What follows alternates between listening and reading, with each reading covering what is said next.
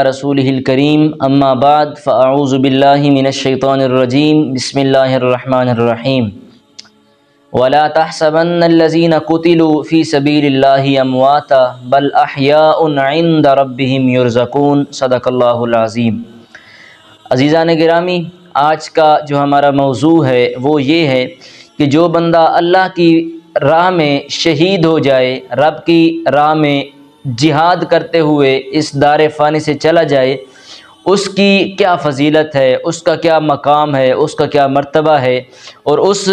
شہید کے بارے میں ہمارا کیا خیال ہونا چاہیے، ہماری کیا رائے ہونی چاہیے، ہمیں کیا کیا اس کے حقوق ہیں جو ادا کرنے چاہیے۔ تو یاد رکھیے، رب تعالیٰ نے فرمایا کہ وَلَا تَحْسَبَنَّ الَّذِينَ قُتِلُوا فِي سَبِيلِ اللَّهِ أَمْوَاتًا، کہ جو بندہ اللہ کی راہ میں جہاد کرتے ہوئے شہید ہو جائے، قتل ہو جائے، اس کے بارے میں کہ وہ مردہ ہے یہ گمان بھی نہ کرو۔ اس کو مردہ کہنا ایک دور کی بات ہے، لیکن اس کو مردہ کہنے کے بارے میں ذہنوں میں گمان بھی نہ کرو۔ پھر فرمایا بل احیاء عند ربهم یرزقون، کہ جو شہداء ہیں، جو اللہ کی راہ میں جہاد کرتے ہوئے قتل ہو گئے ہیں، وہ زندہ ہیں اور اللہ کی طرف سے انہیں رزق بھی دیا جاتا ہے، اور اللہ کی طرف سے دیے ہوئے رزق کو وہ کھا بھی رہے ہیں، اور اپنی قبروں کے اندر وہ زندہ ہیں، حیات ہیں۔ تو یہ رب تعالیٰ کا فیصلہ ہے کہ جو میری راہ کے اندر شہید ہو گئے، جہاد کرتے ہوئے قتل ہو گئے، تو ان کی فضیلت جو ہے وہ رب نے خود فرمائی کہ جیسے وہ دنیا میں زندہ تھے، قبر میں بھی ویسے ہی زندہ ہیں، اور اللہ کی طرف سے دیا ہوا رزق بھی کھا رہے ہیں، نعمتیں بھی حاصل کر رہے ہیں، برکتیں بھی حاصل کر رہے ہیں۔ تو یہ شہیدوں کی فضیلت ہے۔ اب آتے ہیں حدیث شریف کی طرف۔ یاد رکھیے، حضرت ابو ہریرہ رضی اللہ تعالیٰ عنہ سے روایت ہے، سرکار علیہ الصلوۃ والسلام نے فرمایا کہ جو بندہ شہید ہوتا ہے نا، شہید کو تکلیف قتل کے وقت بالکل نہیں ہوتی۔ جب وہ شہید ہو رہا ہوتا ہے اس کو بالکل تکلیف نہیں ہوتی، اور اتنی سی تکلیف ہوتی ہے جیسے کوئی بندے کو ایک چھوٹی سی خراش آ جائے۔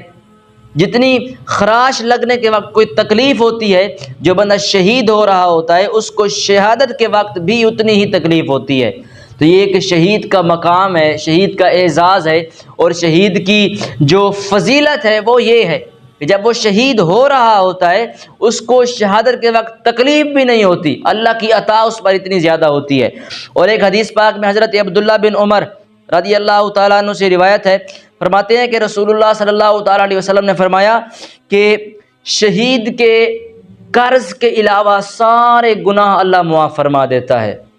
جو قرض ہوتا ہے، کیونکہ اس کے جو قرض کے مسائل ہیں یہ ذرا سخت ہیں، اور انشاءاللہ اس پر بھی ہم بحث کریں گے۔ جو شہید ہوتا ہے اس کے باقی سارے گناہ معاف کر دیے جاتے ہیں، سارے سے مراد ہر اس کا گناہ معاف کر دیا جاتا ہے، لیکن اس کا جو قرض ہوتا ہے وہ معاف نہیں کیا جاتا، کیونکہ قرض کے لیے پچھلے لوگ موجود ہیں، وہ ادا کر سکتے ہیں، اس لیے قرض معاف نہیں ہوگا۔ جو شہید ہوتا ہے اس کے اللہ باقی سارے گناہ معاف فرما دیتا ہے۔ اور ایک اور حدیث پاک میں حضرت انس بن مالک رضی اللہ تعالیٰ عنہ سے روایت ہے، رسول اللہ صلی اللہ تعالیٰ علیہ وسلم نے فرمایا کہ جب کوئی شہید بندہ جام شہادت حاصل کر کے جب وہ جنت میں جاتا ہے نا، تو جنت میں جانے کے بعد وہ یہ تمنا کرتا ہے، یہ آرزو کرتا ہے، رب کی بارگاہ میں یہ خواہش لے آتا ہے کہ باری تعالیٰ مجھے دنیا میں دوبارہ بھیج دے، میں 10 مرتبہ شہید ہو کے واپس آؤں گا،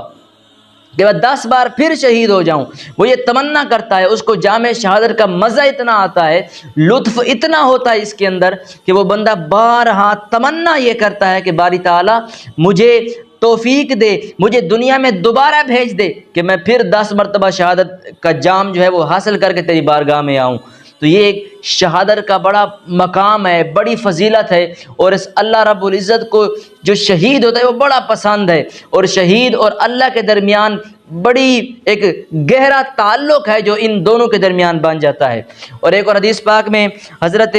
ابو ہریرہ رضی اللہ تعالیٰ عنہ سے روایت ہے کہ سرکار علیہ الصلوۃ والسلام نے فرمایا، اب دیکھیں نا حضور خود شہادت کو کتنا پسند فرماتے ہیں۔ سرکار علیہ الصلوۃ والسلام نے فرمایا کہ اللہ کی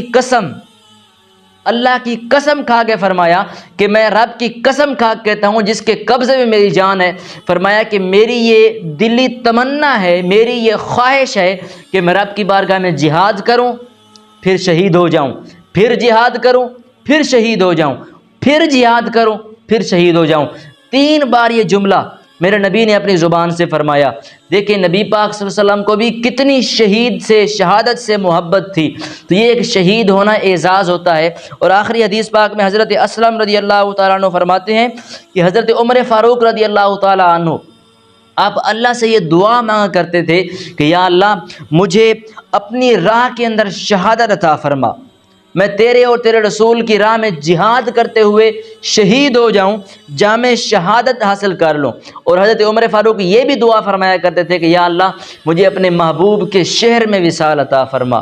تو دیکھیں یہ جو میں نے آپ کے سامنے ایک مقامات، فضیلتیں، فضائل رکھے ہیں، یہ صرف شہید کے فضائل ہیں۔ میرے محبوب کو خود یہ پسند تھا، خود کی یہ تمنا تھی کہ وہ شہید ہو جاتے۔ اور آج دیکھیں ہمارا شہیدوں کے بارے میں خیال کیا ہے۔ اگر کوئی بندہ شہید ہو جائے ہم اس کے اندر نقص ڈھونڈنے کی کوشش کرتے ہیں، اس کے اندر خامیاں ڈھونڈنے کی کوشش کرتے ہیں۔ میں نے جو فضائل بتائے ہیں یہ آپ نے ہر کس سے سنے ہوں گے،